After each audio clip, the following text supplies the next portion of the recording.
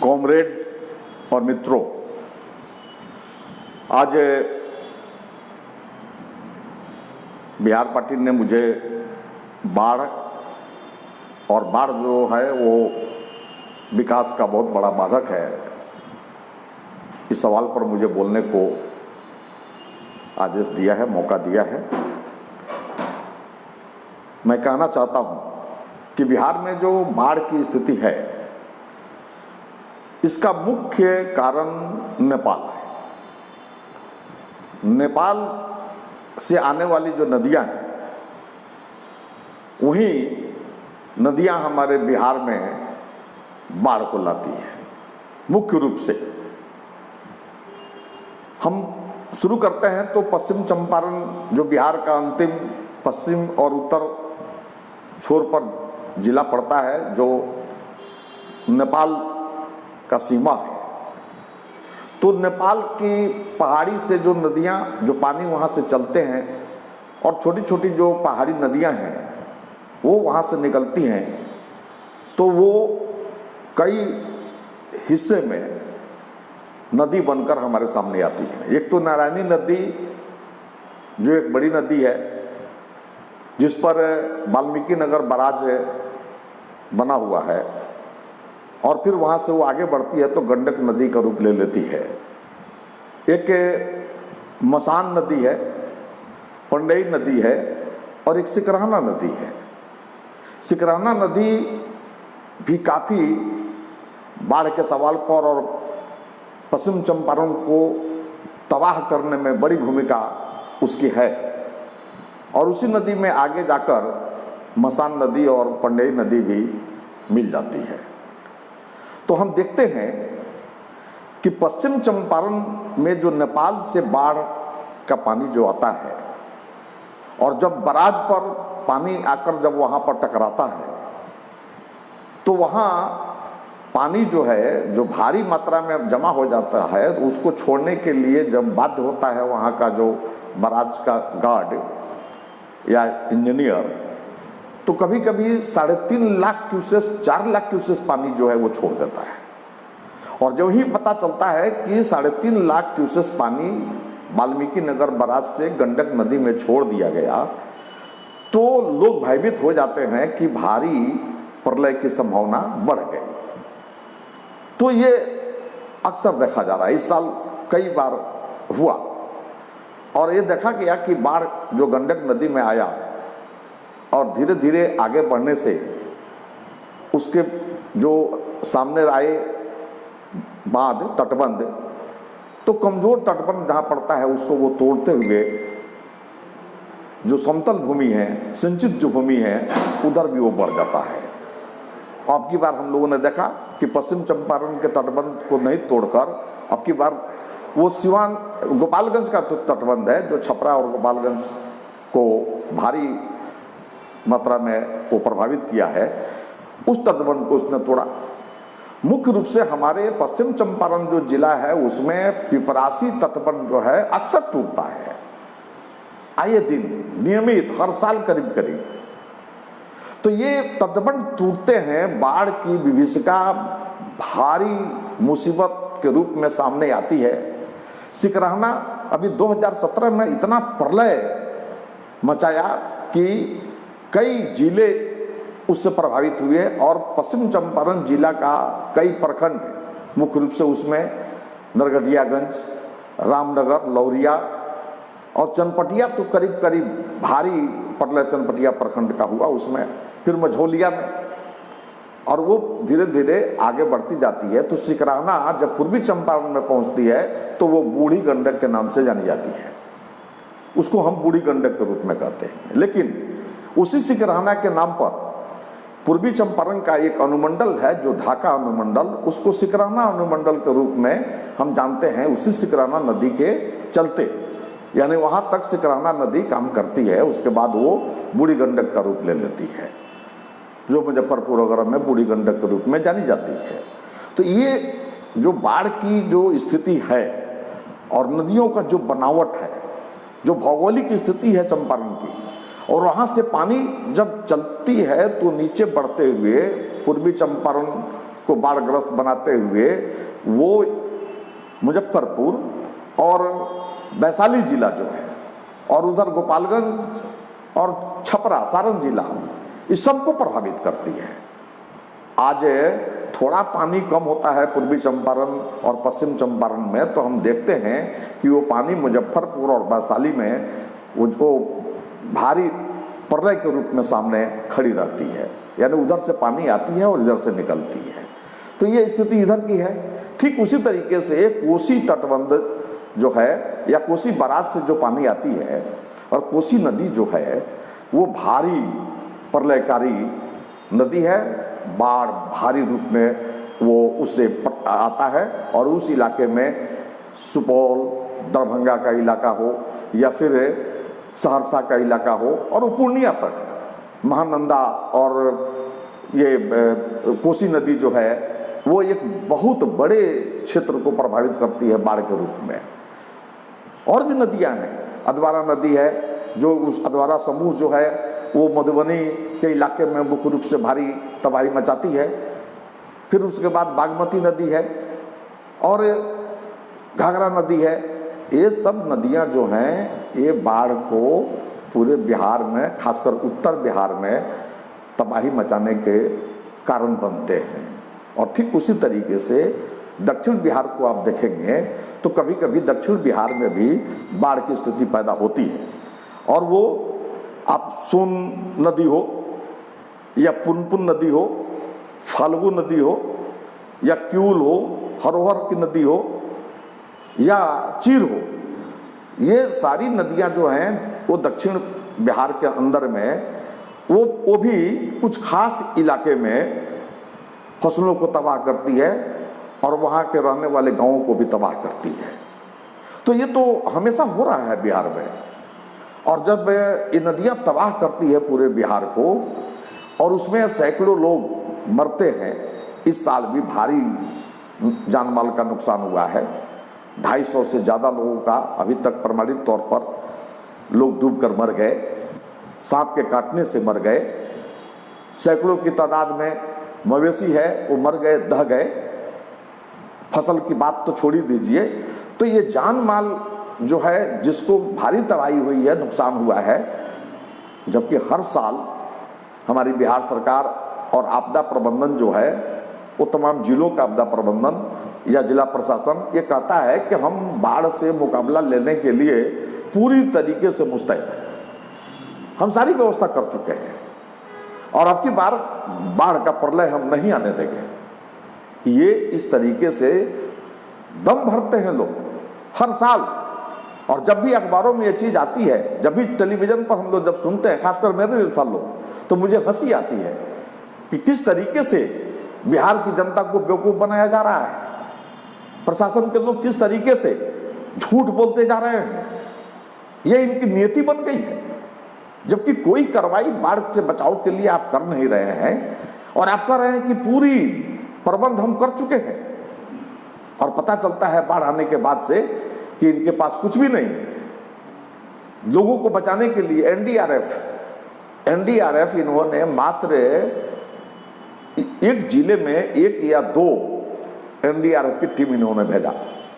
हम लोगों ने मांग किया था कि कम से कम प्रत्येक प्रखंड में, बाढ़ प्रभावित प्रत्येक प्रखंडों में 1 एनडीआरएफ की टीम भेजिए लोगों के बचाने के लिए। अब जिले में अगर 2 टीम जाती है तो कितने लोगों को बचा पाएगी? भारी पैमाने पर बाढ़ जो है उसको लोग झेल रहे हैं। खुद प्रशासन का कोई आदमी जा नहीं पा रहा है, लोग घिरे हुए हैं पानी में। तो ये स्थिति है और प्रशासन के लोग उन तक पहुंचने में सक्षम नहीं है। हमने देखा पिछले दिनों, अभी हम गए थे आज से 2 सप्ताह पहले पश्चिम चंपारण में, वो बैरिया प्रखंड के एक पंचायत है जो नदी के उस पार में है, बैजुआ पंचायत। हमने जाकर सीओ से बातचीत किया था कि हमको सुनने में आया है कि उस इलाके में हजारों हजार की तादाद में लोग चारों तरफ से बाढ़ में घिरे हुए हैं, वहां पर आज तक कोई आदमी गया नहीं। सीओ ने कहा कि नहीं, वहां का लोग तो सब ऊंचे स्थान पर चला आया, कोई आदमी वहां पर नहीं है। जब दबाव बनाया गया तो दूसरे दिन सीओ एक टीम लेकर जब वहां गए तो सुबह से शाम तक वो घूमते रहे चारों तरफ और आकर रिपोर्ट किया कि भारी तादाद में हजारों की संख्या में लोग कहीं मचान बनाकर, कहीं पेड़ के नीचे पेड़ पर बैठे हुए हैं लोग, कहीं शरण नहीं है उन लोगों को, भारी तबाही में लोग हैं, उनको खाने पीने की किल्लत है, कोई व्यवस्था नहीं की गई है। हम बड़े पैमाने पे व्यवस्था करने जा रहे हैं, लेकिन क्या व्यवस्था हो रही है? आज भी हम देख रहे हैं कि चाहे वो सुपौल का इलाका हो, दरभंगा का इलाका हो, चाहे वो सहरसा का इलाका हो, चाहे मधुबनी का इलाका हो, या फिर पश्चिम चंपारण का इलाका हो, या पूर्वी चंपारण का इलाका हो, चारों तरफ जो है लोग जो है वो तटबंध पर शरण लिए हुए हैं और उनको पूछने वाला कोई नहीं है। एक काम तो हुआ है, कुछ जगहों पर जिला प्रशासन के द्वारा सूखा जो राहत है, चूड़ा गुड़ देने का काम किया गया। और क्या दिया था? जानकारी ये मिली कि आधा केजी चूड़ा और थोड़ा सा गुड़ उन लोगों को दिया गया, बाकी कोई व्यवस्था नहीं की गई। बड़े पैमाने पे दम भरा जा रहा है कि हर प्रखंड में हम लोग जो है किचन कम्युनिटी के माध्यम से लोगों को खाना खिला रहे हैं। हम बिहार सरकार से आज भी पूछना चाहते हैं, ये बतावें, हमने पूर्वी चंपारण का दौरा किया है, हमने पश्चिम चंपारण का दौरा किया है, कितने प्रखंडों में किचन कम्युनिटी का सेंटर चल रहा है, कहां कहां खाना बनाया जा रहा है। तटबंध पर जो लोग पड़े हुए हैं, किसी को खिचड़ी नहीं मिल रहा है। बाढ़ में जो घिरे हुए हैं अपने अपने गांव में, वो तो वहां तक तो इनका पहुंचना ही मुश्किल है, संभव ही नहीं है। इसलिए ये सब चीज जो लोगों के बीच में परोसा जा रहा है कि बिहार सरकार जो है वो काफी तत्पर है, जो लोग घिरे हुए हैं उनको बाढ़ से बचाने के लिए, उनको उनके भूख को शांत करने के लिए खाना की बड़े पैमाने पे व्यवस्था की जा रही है, ये भी सब झूठ है। थोड़ी सी व्यवस्था करने की बात करने वाले लोग बड़े पैमाने पे वो प्रचार प्रसार करके लोगों को वो कहीं ना कहीं बरगला रहे हैं। तो ये चीज देखने को मिल रहा है। अब स्थिति ये है कि बाढ़ के इस प्रलय लीला से बिहार को बचाने का काम क्यों नहीं किया जा रहा है? हर साल बाढ़ आती है, बिहार सरकार ऐसा क्यों नहीं कार्रवाई करती है? तो इसके पीछे भी एक बहुत बड़ा खेल चल रहा है। हर साल वो खेल होता है, और वो खेल ये है कि हम लोग जाते हैं जब गाँव में, तो लोग कहता है कि गांव के खासकर वो बाढ़ से जो पीड़ित लोग हैं, वो किसान कहता है, वो खेत मजदूर बोलता है कि हम लोग तो सुनते हैं कामरेड कि एक चुनाव आ जाता है या एक बाढ़ जब आ जाता है साल में, तो उस समय स्थापित वहाँ का जिला का जो पदाधिकारी है या जो बड़े अफसर हैं, वो मालो माल हो जाते हैं, क्योंकि ये दो जो हैं, चुनाव और बाढ़ का प्रलय, इसका कोई अकाउंटेंसी नहीं है, इसका वो आय व्यय का लेखा जोखा नहीं होता है। तो ये स्थिति है, और सही में देखने को भी मिलता है। बांध में एक सुराग हुआ, पानी वहां से निकलना शुरू हुआ, इंजीनियर को पता चला, वो नहीं जाता है, धीरे धीरे उसमें पूरा सुराग हो जाता है, पानी आगे बढ़ने लगता है। अगर गांव का अगल बगल का लोग, गांव का लोग मिलकर उसको बांधने का काम नहीं करे, तो इनकी नियति है, सिंचाई विभाग के लोगों की तटबंध पर जो जो जो जिनकी ड्यूटी मिली है, उनकी नियति बन गई है कि बांध टूटे, और बांध टूटने के बाद से उसके बचाव के लिए लूट फॉर वर्क का बड़े पैमाने पे काम हम शुरू करें। मट्टी देने का, अर्थवर्क करने का काम, बोरा में मट्टी बांधकर वहां पर फेंकने का काम, और वहां वो ईंट का जाल बनाकर वहां पर बिछाने का काम, ये ऐसा ऐसा जो बड़ा बड़ा जो काम है कि ये सब चला जाता है पानी में, इसका कोई लेखा जोखा नहीं है। अगर 100 ईंट का जाल बनाकर पानी में रखा गया तो 10,000 कहने में इनको कोई दिक्कत नहीं है। और इस तरीके से बिहार में लूट प्रायोजित है, हर साल हो रहा है, और कहीं ना कहीं जब इसकी जांच होगी तो ये पता चलेगा कि बिहार सरकार के बड़े मंत्रीगण भी इसमें शामिल है, पदाधिकारी तो हैं ही, कहीं दो राय नहीं है। इसीलिए ये लोग कोई व्यवस्था नहीं करते हैं। ये तो पहले से बहुत सारी वैज्ञानिक भी बाढ़ से बचाव के लिए कई रास्ते उपचार के लिए दे चुके हैं, क्यों नहीं उनका इस्तेमाल होता है? ये सोचने का सवाल है। और आप देख रहे हैं कि जो बराज है, पिछले दिनों कुछ काम भी वहां हुए। बराज के बाद वहां पर जल विद्युत बनाने के बारे में एक सोच बनी और छोटे छोटे प्रोजेक्ट भी बैठाए गए। एक वाल्मीकि नगर में एक हाइडल 3 मेगावाट का हाइडल बैठाया गया। क्यों भाई? बगल में नेपाल में सूरजपुरा एक बड़ा जल विद्युत प्लांट बैठाया गया जो नेपाल में चला गया, और बिहार के लिए और या भारत के लिए एक 3 मेगावाट का हाइडल क्यों बैठाया गया? पानी की तो पर्याप्त मात्रा में वहां व्यवस्था है, कभी पानी वहां सूखता नहीं है। इतना बड़ा वहां पर पानी का भंडार है, भंडारण करने की क्षमता हमको बढ़ाने की जरूरत है अगर पानी सूखने की संभावना आपकी बनती है तो। और मजे में हम बहुत बड़े एरिया में हम भंडारण पानी का कर सकते हैं जल विद्युत बनाने के लिए, तो ये व्यवस्था नहीं की जा रही है। उसी तरीके से कोसी बराज में वहां भी जल विद्युत के लिए थोड़ी व्यवस्था की गई और उसको नकारा साबित कर दिया गया, उसे व्यवहार में आगे नहीं लाया गया।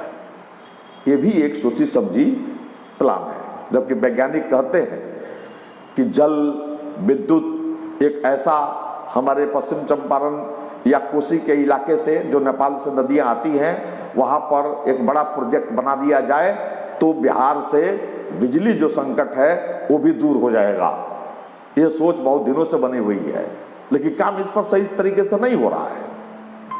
फिर हम देख रहे हैं कि ये सिल्ट्रेशन का जो है, जो गाद नदी में बड़े पैमाने पे गंडक से गाद आती है, वो मसान नदी से गाद आती है जो सिकराना में आकर मिलती है, और सिकराना से वो गाद जो है बूढ़ी गंडक में जाती है, वही एक नदी। तो इस तरीके से गाद जो है, सिल्ट जो है, वो नदियों के पेट को गर्भ को भर देता है। हमेशा बात होती है कि नदी के पेट को जो सिल्ट है उसको हटाया जाए, थोड़ी बहुत काम भी उस पर होते हैं और पैसे वारा न्यारा उसका हो जाता है, पता नहीं चलता है कि कितना हटा। और ईमानदारी की बात यह है कि एक विधिवत एक एरिया में खासकर कि यहाँ तक गाद हटाने का काम हुआ और यहाँ से बाकी है आगे जिसको किया जाएगा, ये तो कभी होता नहीं है।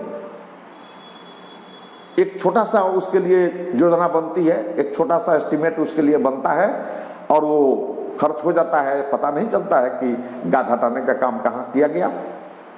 और जब तक नदियों के पेट से सिल्ट को नहीं हटाया जाएगा, नदी जब तक अपने गर्भ में पानी को नहीं रखेगी, तो जब नदी भर जाएगी सिल्ट से तो पानी ऊपर आ जाएगा, और जब पानी ऊपर आता है तो बाढ़ की विभीषिका का रूप ले लेता है, फिर तटबंध को तोड़ता है। ये तो सब कोई जानता है, तो क्यों नहीं उस पर कार्रवाई हो रहा है जो करने की जरूरत है? अब हम देख रहे हैं कि जितने नुकसान बाढ़ से हो रहा है, जान माल का नुकसान तो हुआ, फसलों का नुकसान, मुख्य रूप से धान की खेती जो उस इलाके में होती है, पूरा का पूरा जब बाढ़ आता है तो वो फसल सब बर्बाद हो जाते हैं। लेकिन कुछ खास उसी दायरे में जो बाढ़ का इलाका है, उसी इलाके में कुछ ऊंची जमीनें भी हैं, जिन जमीनों पर अगर बाढ़ आती है और बाढ़ आने के बाद से 2-4 दिन 1 सप्ताह के बाद वो बाढ़ वहाँ से हट जाती है, तो वहाँ के जो किसान हैं वो अपने को बड़ा खुशहाल महसूस करते हैं, क्योंकि वही गाद जब उस बाढ़ के माध्यम से उनके खेतों में चला जाता है तो वो कहते हैं कि ये खाद के रूप में आकर काम करता है, पानी लौट गया तो हमारे फसल बच गए और वो फसल काफी उपजाऊ होंगे। ये ऊपर के ऊपरी जमीन जो है वो उसके लिए कुछ खास इलाके में लोग, लेकिन ज्यादा दिनों तक पानी अगर रह गया तो धान ज़्यादा दिनों तक पानी को तो बर्दाश्त करता नहीं है, सड़ जाएगा। जब सड़ जाएगा तो फसल बर्बाद हो गए। वैसी स्थिति में एक और फसल है जो सरकार को ध्यान देने की जरूरत है, और वो फसल है ईख का।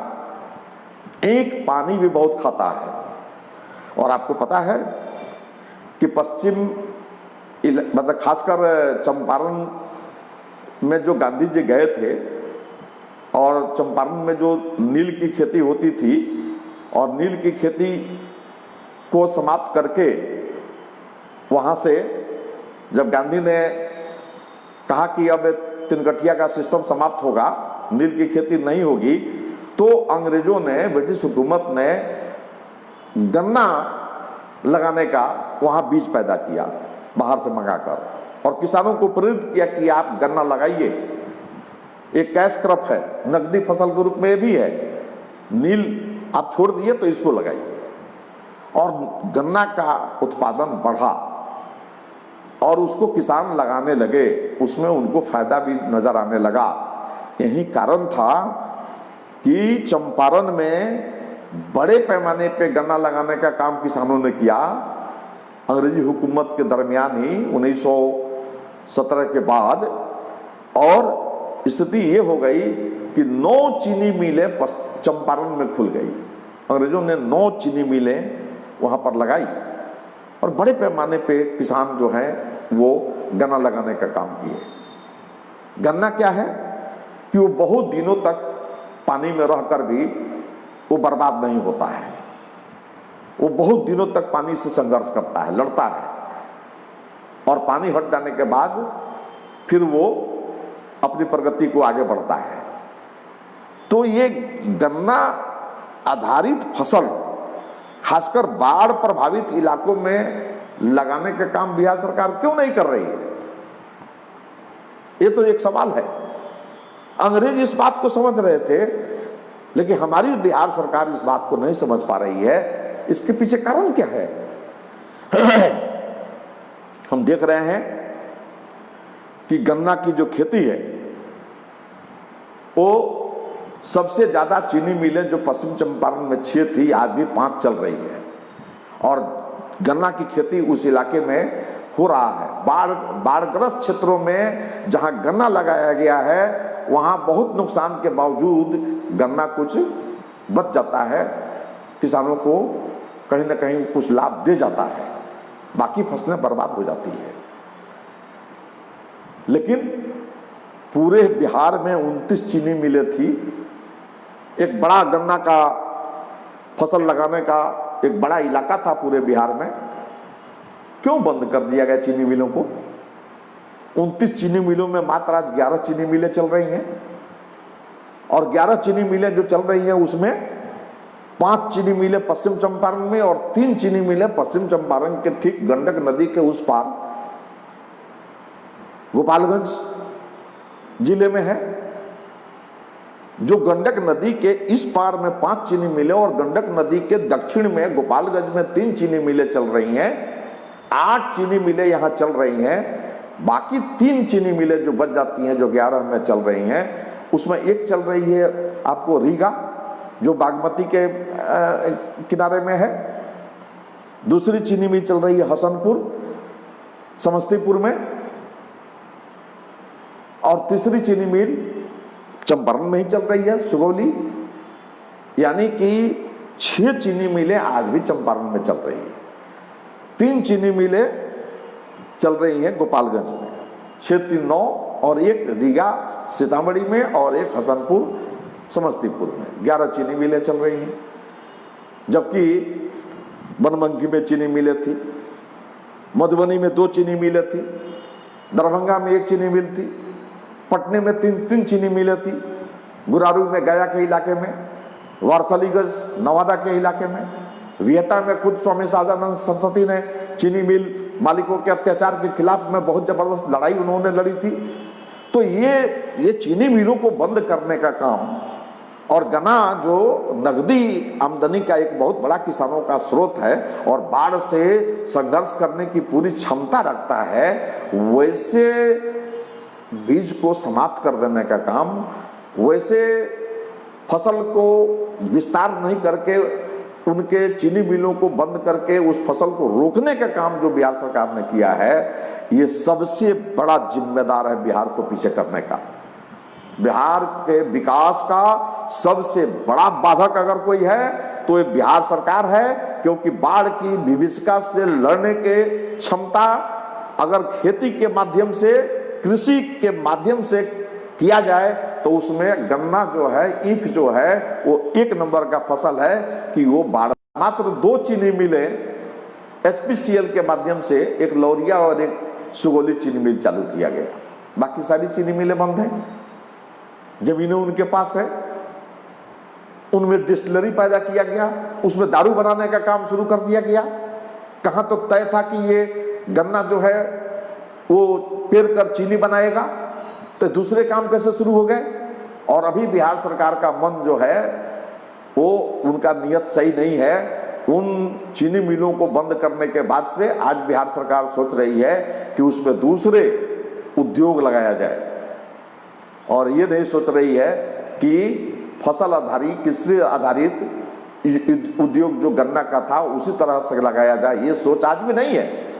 तो हम कहना चाहते हैं कि आप जल विद्युत के बारे में नहीं सोच रहे हैं, आप कृषि से संबंधित बाढ़ से लड़ने वाले जो गन्ना का फसल है उसके विस्तार के लिए चीनी मिल को लगाने के बारे में आप नहीं सोच रहे हैं।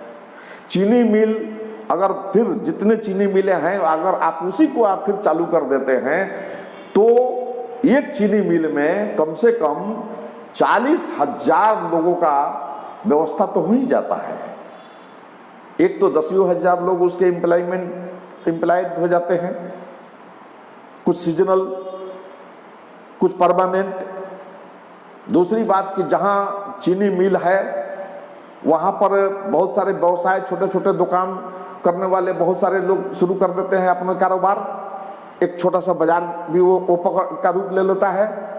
तीसरी बात कि चीनी मिल जब चालू होता है सीजनल, उस समय जहां जहां कांटा लगते हैं तौल केंद्र, उस तौल केंद्र के पास चाय, नाश्ता, सारी चीज़ों की व्यवस्था, एक कारोबार, छोटा सा सीजनल कारोबार लोगों को मिल जाता है, और बड़े पैमाने पे लोग जो है उससे जुड़ जाते हैं। गन्ना जब होता है तो उसमें मजदूरों की बड़ी भूमिका होती है। गन्ना को काटना, गन्ना को साफ करना, गन्ना को ट्रैक्टर पर, टेलर पर लादना, फिर उसको उतारना, ये बहुत बड़ा काम है, बड़ा उद्योग का दर्जा कृषि से आधारित है। क्यों नहीं किया जा रहा है? आज अगर वो किया जाता हमारे बिहार के मुख्यमंत्री जी, तो आज प्रवासी मजदूर जो हैं वो जो भाग रहे हैं, फिर यहाँ से पलायन हो रहा है, जो बिहार में आए थे इतने संघर्ष करके, भूखे रहते हुए, पैदल 2-2 हजार किलोमीटर चल के, रास्ते में दुर्घटना से मरते हुए, बच्ची औरतें, छोटे छोटे बच्चे ट्रेन से कटते हुए, हजारों हजार की आहुति देते हुए मजदूर जब बिहार में पहुंचते हैं तो रास्ते में टीवी जो मीडिया वाला लोग पूछता है कि फिर लौटेंगे, तो कसमें खाते हैं कि नहीं नहीं लौटेंगे, अब मैं नहीं आऊंगा। लेकिन शाहिद ने कहा था कि अब नहीं ऊंचे मकानों में कदम रखूंगा, मैंने एक बार पहले भी कसम खाई थी। लेकिन आज फिर वही दुर्दशा, खाने को मोहताज, घर में कुछ अनाज नहीं है, और परिवार की हालत देख वो मजदूर प्रवासी विवश होकर फिर पलायन कर रहे हैं। बिहार सरकार को आपने तो कहा था कि हम मजदूरों को नहीं जाने देंगे, हम उनके रोजगार के अवसर देंगे। आपने रोजगार का अवसर कौन सा दिया? आपके पास कोई ठोस योजना ही नहीं है, आपने बनाई ही नहीं। इसलिए ये बहुत बड़ा संकट हमारे बिहार के सामने है, और हम साफ साफ कहना चाहते हैं बिहार के मुख्यमंत्री जी से कि सब छोड़िए बकवास की बात, लोगों को भरमाने की बात, झूठे आश्वासन दिलाने की बात। एक ठोस निर्णय लीजिए। बिहार को बचाना है, बिहार से बाढ़ को भगाना है, बिहार में विकास का रास्ता आगे बढ़ाना है तो आपको एक ठोस और वैज्ञानिक निर्णय लेने पड़ेंगे। और जब तक आप एक वैज्ञानिक निर्णय ठोस आधार पर नहीं लीजिएगा तो आप लोगों को भरमाते रहिएगा, बिहार लगातार पिछड़ता चला जाएगा। 2000 में झारखंड का बंटवारा हुआ, झारखंड के बंटवारा के बाद क्या मिला? सारे उद्योग चले गए, हमारे पास उद्योग कुछ भी नहीं रह गए। उसी समय से अगर हमारी जो सरकार थी, उसी समय से हमको निर्णय लेना था कि हमारे जो उद्योग थे जो बंद पड़े हैं, बीमार उद्योग हो गए हैं, पहले उन उद्योगों को चालू किया जाए। तो उसमें हमारा चीनी मिल का उद्योग सामने था। अगर हम चालू कर दिए रहते तो आज हमारे पास उद्योग होते। एक भी उद्योग नीतीश कुमार जी बिहार में नहीं बैठाया गया। पुराने उद्योगों को चालू करने की कहां तक जिम्मेवारी थी, उसका निर्वहन नहीं किया गया। तो इस तरीके से बिहार को आगे बढ़ाने का जो आप के पास जो योजना है वो किसी के समझ में आने वाली नहीं है और आप कोई सही निर्णय भी नहीं ले पा रहे हैं। बाढ़ से बचाने के लिए दूसरी बात हम कहना चाहेंगे कि बराज जो बने, वाल्मीकि नगर बराज या कोसी बराज, और वहां से सिंचाई के लिए नहरें बनी। तिरहुत कैनाल नहर निकला, त्रिवेणी कैनाल, दून कैनाल और कोसी कैनाल, ये सब जो बड़े नहरें जो निकले, जिनसे आगे कुछ छोटी नहरें निकली जो दूर दूर तक सिंचाई के लिए उनको ले जाना था, बनाई गई। उसके बाद उसमें से जो पोइन यानी कि उप वितरणी जो सीधे सीधे पटवन के लिए खेतों में जाता है, उसका निर्माण हुआ और निर्माण करने की जरूरत थी। लेकिन जो नहरें बनी, जो उप वितरणी बने, वो सब के सब तो टूट गए, बर्बाद हो गए। और उनकी टूटने और बर्बाद होने की बात तो है कि खेतों में तो कहीं सिंचाई की सुविधा हो ही नहीं रही है। इतने पैसे खर्च हुए नहर बनाने में, इतने जमीन हमारे बर्बाद हुए कि इन जमीन पर नहर बनाकर पानी हम ले जाएंगे तो ऐसे ऐसे जगहों पर पानी पहुंचाएंगे जो असिंचित जमीन है उनको सिंचित बनाएंगे और वहां पर फसलें जो उगेंगे उससे हमको बहुत लाभ होगा। यही तो एक योजना था, हमारा उद्देश्य था। क्या हुआ? सारे नहर टूटे हुए हैं। नीतीश कुमार जी, आपको याद है आज से 2 साल पहले आप बगहा रामनगर के इलाके में, थरवट इलाके में, दोन में जाने वाले थे। आपकी मीटिंग होने वाली थी और वहां मार्क्सवादी कम्युनिस्ट पार्टी के पश्चिम चंपारण जिला ने निर्णय लिया कि नीतीश कुमार जी दोन में आ रहे हैं, त्रिवेणी कैनाल जो एक असिंचित जमीनों को पानी देने के लिए एक बहुत बड़ा कैनाल है और उसके पानी उसमें आ जाने से बहुत बड़ा इलाके में पटवन होगा और फसल लहलाएगी, वो वर्षों से बंद पड़ा हुआ है। गांव के किसान लगातार लोगों से प्रयास कर रहे हैं, मंत्री के यहाँ गिड़गिड़ा रहे हैं, विधायक के यहाँ गिड़गिड़ा रहे हैं, मुख्यमंत्री के यहाँ चिट्ठी लिख रहे हैं कि त्रिवेणी कैनाल में पानी दिया जाए, त्रिवेणी कैनाल टूटा हुआ है उसको ठीक किया जाए और पटवन की व्यवस्था की जाए। कोई सुनने वाला नहीं था। आप 2 साल पहले जब दोन में गए थरवट इलाके में तो 20,000 पर्चा सीपीएम के जिला कमेटी ने छाप कर और पूरे उस इलाके में बांटा था कि जब तक त्रिवेणी कैनाल में पानी नहीं आएगा, नीतीश कुमार जी को दोन की धरती पर नहीं पहुंचने देंगे किसान। ये घोषणा पर्चा के माध्यम से किया गया था। कलेक्टर लगातार भयभीत हो गए और उन्होंने आनन फानन में त्रिवेणी कैनाल का जो तटबंध जो टूटा हुआ था, उन सारे तटबंधों को भरकर आपके जाने के ठीक 3 दिन पहले त्रिवेणी कैनाल में पानी दे दिया। ये क्या है? यानी कि किसानों के भय से, जनता की आक्रोश से आप काम करेंगे, अन्यथा आप कुछ नहीं करेंगे। ये क्या कर रहे हैं आप? और हम लोग इस चीज को समझ रहे हैं कि बिहार सरकार जो है वो संघर्ष की ही बातों को समझती है, वो अपने मन से कुछ करना नहीं चाहती है। इसलिए नीतीश कुमार जी, हम फिर आपसे कहना चाहते हैं कि जितने उप वितरणी है, पानी देने वाले जो खेतों में पटवन के लिए पानी जो देते हैं, जितने नहरें टूटे हुए हैं, उन सबको आप मरम्मत कीजिए, उस सब में पानी दीजिए।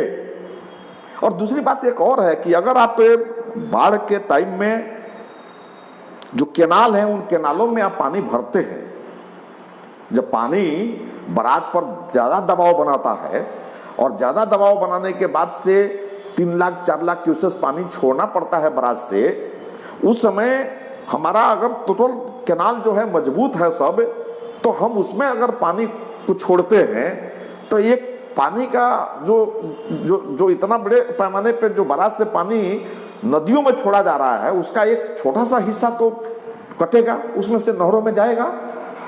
और जब नहरों में कैनाल के माध्यम से जाएगा और छोटे नहरों में जब वो बांटेंगे उसको, तो इस तरीके से पानी का बंटवारा होगा। और जब पानी का बंटवारा हो जाएगा तो बाढ़ का जो प्रलय लीला जो है उसमें कमी आएगी, उसको एक हद तक कम किया जाएगा। रोकने की बात मैं नहीं करता, लेकिन उसको कम किया जा सकता था। आपने ये भी नहीं किया। तो ये आपके लोग ये क्या कर रहे हैं? पैसा तो सब खा रहे हैं। आपके यहाँ तो बड़े बड़े चीफ इंजीनियर से लगाए और कनीय अभियंता तक सिंचाई विभाग में भरे पड़े हैं, डिवीजन पर डिवीजन बने हुए हैं। क्या हो रहा है? जनता के हित में और खासकर बाढ़ की विभीषिका से किसानों को बचाने का आपके पास कोई ठोस योजना नहीं है। और इस तरीके से हर साल आप जो चाहते हैं कि इसी तरह से सिलसिला बना रहे और बाढ़ आता रहे, बांध टूटते रहे, फसलें नुकसान होते रहे और लूट तंत्र जो है वो कायम रहे, जनता की पैसा जो है वो लगातार लूटा जाता रहे, तो ये अच्छी बात नहीं है और इसको बर्दाश्त नहीं किया जा सकता है।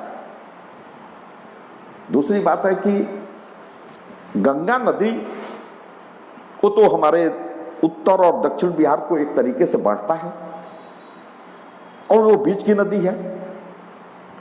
गंडक नदी जो चलती है नेपाल से, तो वो सोनपुर के पास आकर वो गंगा में मिल जाती है और इस बीच में वो बहुत सिल्ट छोड़ती है, क्योंकि नेपाल से नदी में जो आता है वो गाद, वो सिल्ट है, तो वो तो भरते जाता है। और ये भी देखा गया है कि गंगा नदी के किनारे पर जब वो वहां गंगा में जब वो मिलती है तो भारी तादाद में वहां सिल्ट नजर आता है। उसी तरीके से दूसरी नदियां हैं, सोन नदी भी जो है, जब वो भी पानी उसमें आता है उफान पर, तो वो भी सिल्ट छोड़ता है। तो हम आपसे कहना चाहते हैं कि एक नदी जो है गंगा नदी, जो सबसे एक ज्यादा जल ग्रहण करने वाला नदी है और सारी नदियां आकर उसमें कहीं ना कहीं मिल जाती हैं, तो उस नदी से बक्सर का, आरा का, खास कुछ रोहतास का इलाका उधर भोजपुर का, ये सब सिंचाई होता है। लेकिन उसके बाद सिंचाई नहीं होता है। कभी कभी पुनपुन वगैरह से तो बाढ़ के परले लीला सामने आ जाती है, जहानाबाद वगैरह का इलाका, पटना का इलाका, ये सब बाढ़मय हो जाता है। तो इन नदियों से गंगा की नदी से इन नदियों को अगर जोड़ दिया जाए तो उनके अंदर भी परमानेंट पानी की व्यवस्था हो जाएगी, जो नदियां सूख जाती हैं और सुखाड़ का कारण बनता है। दक्षिण बिहार सुखाड़ का कारण बनता है ठीक उसी समय में। एक समय में जब बाढ़ उत्तर बिहार में प्रलय मचाती है तो देखा जाता है कि दक्षिण बिहार में सुखाड़ की स्थिति हो गई है, और दोनों एक साथ होता है। न तो आप सुखाड़ से लोगों को बचा पा रहे हैं और न ही आप बाढ़ से लोगों को बचा पा रहे हैं। आपके पास कोई ठोस योजना इसके लिए नहीं बन पा रही है, तो ये कैसे चलेगा। दूसरी बात हम कहना चाहते हैं कि सिर्फ बाढ़ का सवाल नहीं है, जल जमाव भी एक बहुत बड़ा कारण बन गया है बिहार में विकास के अवरुद्ध करने का। क्योंकि जो नीचे स्तर निचली जमीनें हैं, लो लैंड, उन जमीनों में पानी भर जाने के बाद से उनकी निकास की व्यवस्था भी नहीं है, बंद हो गया है। आप ऊंचे ऊंचे रास्ते बनवा रहे हैं, आप उनके निकास के लिए जो पानी निकलना चाहिए उस खास इलाके में जो नीचे लो लैंड जमीन है। अभी हम एक मीटिंग में गए थे और बेतिया में मीटिंग हो रही थी, तो बेतिया मीटिंग में ये बात आई कि 18 जो प्रखंड हैं पश्चिम चंपारण में, उस 18 प्रखंड के 15 प्रखंड में बाढ़ जो है वो पूरा आ चुका है। बाकी कुछ प्रखंडों में भी बाढ़ जो है वो कुछ हिस्सों को प्रभावित कर रहा है। तो इस तरीके से जो है पूरा बाढ़ग्रस्त पश्चिम चंपारण को घोषित किया जाए। और उस समय बेतिया के लोगों ने यह सवाल उठाया कि बेतिया शहर में जल जमाव इतना बढ़ गया है कि बेतिया शहर से पानी निकालने के लिए निकास की व्यवस्था, सारे निकास जो है वो अवरुद्ध है, बंद है। और ग्रामीण इलाका जो बेतिया का है, जो बेतिया प्रखंड का जो इलाका है मुफस्सिल का, वहां पानी जो है वो पूरा जल जमाव है, कहीं से पानी नहीं निकल रहा है। सब फसल जो है नुकसान हो रहा है, लोग घिरे हुए हैं, गांव का गांव जो है वो पानी में घिरे हुआ है, जबकि वहां कोई बाढ़ नहीं है। तो ये सब क्या है, ये सब क्या हो रहा है? क्या उससे बचाने के लिए कोई व्यवस्था नहीं हम कर सकते हैं? उससे भी बचाने के लिए कोई व्यवस्था नहीं की जा रही है। इसलिए जल जमाव जो है वो हमारे सामने बहुत बड़ा एक कारण है जिसको निकालना पड़ेगा। जो भी निकास जो बंद पड़े हुए हैं उन तमाम निकासों को खोलना पड़ेगा, और जब तक निकास को नहीं खोला जाएगा तो तत्कालिक रूप से छोटे छोटे कुछ हिस्सों को तोड़ देने से, काट देने से और पानी निकल जाएगा, ऐसा नहीं हो सकता है।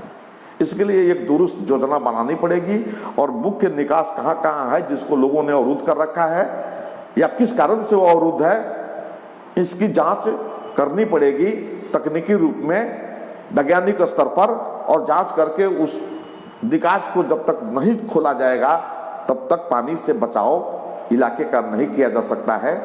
और आप देख रहे हैं कि पानी से कितना नुकसान हो रहा है। जब पानी सड़ रहा है तो बीमारियां पैदा हो रही हैं, सांप काट रहे हैं लोगों को, सांप काटने से कई आदमी मर गया। ये बीमारी जो है वो महामारी का रूप धारण कर लेता है। उसे बचाव के लिए आपके पास दवा दारू की व्यवस्था नहीं है, आप कोई दवा नहीं दे पाते हैं। आज लोग परेशान हैं, किसी प्रकार का कोई भी दवा आपके द्वारा अभी तक जल जहां जहां बाढ़ग्रस्त इलाका है वहां पर नहीं दिया गया, कहीं भी नहीं व्यवस्था की गई है। उनके बचाव के लिए आपने क्या किया है? आने वाला महामारी है, इसके लिए आपने क्या योजना बनाई है? जो सड़ गए हैं सारे फसल, वो पानी जब धीरे धीरे निकलना जब शुरू होगा, वो फसलें जो सड़ गई हैं, सारा जो वहां का घास जो सड़ गया, वो महामारी का जब रूप लेगा, उससे बचाव के लिए आपके पास क्या है? कहीं भी ब्लीचिंग पाउडर, डीडीटी, किसी चीज का छिड़काव कहीं हुआ हो किसी भी इलाके में? नहीं किया जा रहा है। इसलिए एक ठोस कार्रवाई करने की जरूरत है, जो नहीं किया जा रहा है। दूसरी बात हम कहना चाहते हैं कि बिहार को विकास के रास्ते पर लाना है, तो गंगा नदी से नदियों को जो आप जोड़ेंगे तो एक नया अवसर प्रदान होता है, जो पिछले दिनों हम लोग सुने भी थे, बातें भी सरकार ने की थी, और बात सिर्फ करने से कुछ नहीं बनता है। गंगा नदी से जब हम जोड़ेंगे और नदियों को, तो गंगा एक ऐसी नदी है जो समुद्र से जुड़ती है, फराक्का से इलाके से जाकर, और सीधे सीधे हम अपनी व्यवसाय जल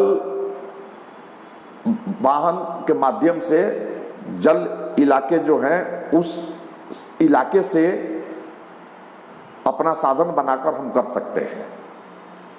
हम कोसी तक, हम वाल्मीकि नगर तक जो नदियां हैं उन नदियों को जोड़ देंगे गंगा से, तो वहां तक हम जो जल वाहन है उनके माध्यम से सामानों का आदान प्रदान हम कर सकते हैं। आने जाने का व्यवस्था भी किया जा सकता है। यह एक अच्छा अवसर है। इसके लिए जरूरत है कि नदी के गर्भ से गाद जो है, सिल्ट जो है, उसको निकालने की एक भारी योजना बनाई जाए।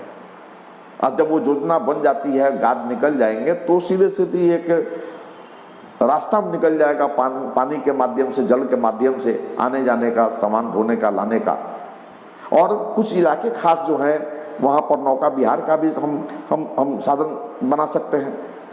लोग वहाँ मनोरंजन का साधन भी हो सकता है, हम नहीं कर पा रहे हैं। आज स्थिति ये बन गई है कि वाल्मीकि नगर आपने जंगल जो है उस प्रोजेक्ट को आप चारों तरफ से विकसित करने की बात कर रहे हैं। जानवरों को वहां पर पूरा सुरक्षा देने की आप बात कर रहे हैं। और हम पूछना चाहते हैं, करोड़ों की तादाद में वाल्मीकि नगर का वन क्षेत्र जो है, मदनपुर वन क्षेत्र, लकड़ी जो है वहां काट लिए गए। करोड़ों की तादाद में वहां जो बड़े बड़े लकड़ी जो है वो सब काट कर लोगों ने बेच लिया। क्या हुआ? आज बड़े पैमाने पे जंगल के जमीनों में पानी जो है वो हमेशा लगा हुआ रहता है। उस पानी को निकालकर वहां पर फिर वन रोपण का काम किया जा सकता है। क्यों नहीं हो रहा है? लकड़ियां जो काट ली गई, कौन से लोग काटे? अरबों खरबों की लकड़ियां बेच दी गई, ये कौन से लोग हैं? क्या सरकार इसके प्रति कोई जानकार, अनभिज्ञ है, नहीं जानती है? ये बहुत दुखद बात है कि इस तरह की कार्रवाई हो रही है और सरकार जो है वो चुप्पी साधे बैठी रहे। इसलिए हमें उसका भी बचाव करने की जरूरत है। और जब जंगल कटेंगे तो बाढ़ बढ़ेगा। इसलिए जंगल को बड़े पैमाने पे फैलाने की भी एक योजना हमारी बननी चाहिए। और वो तभी होगा जब पानी जो वहाँ है लगा हुआ, उस पानी को किसी रूप में वहाँ से निकास बनाया जाए कि वो पानी गंडक नदी में फिर चली जाए और वो जगह खाली हो, सूखा हो, और उस पर फिर वन रोपण का काम किया जाए। ये तो काम आप कीजिए। हजारों हजार एकड़ जमीन, लाखों एकड़ जमीन जो है पड़ा हुआ है, जिसमें से तमाम पेड़ पौधे काट लिए गए। तो ये काम अभी बाकी है, उसको करने की जरूरत है। तो हम यही कहना चाहते थे कि आज की परिस्थिति में सरकार को जो जवाबदेही दी गई है, सरकार को जिस ईमानदारी से बाढ़ पर चिंता करनी चाहिए, सरकार को बाढ़ से निजात पाने के लिए और बाढ़ से लोगों को बचाकर विकास के रास्ते नए नए आयाम, नए नए रास्ते बनाने चाहिए, इसके तरफ सरकार को अग्रसर होना चाहिए। अगर आपके पास कोई इस तरह की योजना नहीं बन पा रही है तो आप किसान सभा के साथियों को बुलाइए। बिहार राज्य किसान सभा के लोग आपको मदद करेंगे, सहयोग करेंगे। वो जमीन से जुड़े हुए लोग हैं, वो जंगलों में भी काम करते हैं, वो बाढ़ के इलाके में भी रात दिन रहकर लोगों के बीच में काम करते हैं, और वो ऊंची जमीनों पर भी रहकर काम करते हैं। बिहार के भौगोलिक स्थिति के बारे में उनको पूरी जानकारी है, और वैज्ञानिक आधार पर कैसे चीजों को दुरुस्त किया जाएगा इस बारे में उनको पूरी जानकारी है। इसलिए अंत में हम आपसे, खासकर बिहार सरकार से ये कहना चाहते हैं कि अगर बिहार को बाढ़ से बचाना है और विकास के रास्ते खोलने हैं, विकास के रास्ते पर बिहार को आगे ले जाना है, तो एक वैज्ञानिक सोच बनाइए और बंद पड़े फैक्ट्रियों को अविलंब चालू कराइए। बड़े पैमाने पे गन्ने की खेती जो पिछले दिनों होती थी बिहार में, उसको चालू कराइए। और जो अभी चीनी मिलें चल रही हैं, जहां पर चीनी मिल आज तक जो गन्ना मिलों में दिया गया उसका भुगतान नहीं किया, बकाया अभी तक नहीं दिया, सूद के साथ एक बार बकाया तो दिलवाइए, ताकि वो डर से फिर हमेशा गलती ऐसा नहीं करें। Sugar cane act 1966 control act के माध्यम से जब ये एक्ट बना कि 14 दिन के अंदर में अगर भुगतान गन्ना का नहीं होगा तो उस पर सूद के साथ, ब्याज के साथ किसानों को, मिल मालिकों को भुगतान देना होगा। ये तो मैं नहीं कह रहा हूं, ये तो 1966 का शुगर कंट्रोल ऑर्डर है। क्यों नहीं उसको लागू आप कर रहे हैं? अगर उसको लागू आप कर दें तो हम दावे के साथ कह रहे हैं कि बकाया पैसा जो मिल मालिक रखे हुए हैं भुगतान के साथ वो देते हैं, तो उनको भी एक भय होगा कि किसानों का समय पर भुगतान कर दिया जाए। और आप इस तरीके से तमाम बंद पड़े उद्योगों को खोल दीजिएगा, तमाम बंद पड़े चीनी मिलों को खोल दीजिएगा, तो कोई कारण नहीं है कि बिहार का विकास कोई रोक दे, और कोई कारण नहीं है कि प्रवासी मजदूर जो पलायन कर रहे हैं उनको बिहार में रोजगार नहीं मिले। सारी व्यवस्था यहाँ हो सकती है। इसलिए एक ठोस वैज्ञानिक नीति के आधार पर ही दिशा में काम नहीं करेंगे। लगातार आपकी नीतियों के खिलाफ में हमारी पार्टी लड़ती रहेगी, संघर्ष करती रहेगी। इनकलाब जिंदाबाद।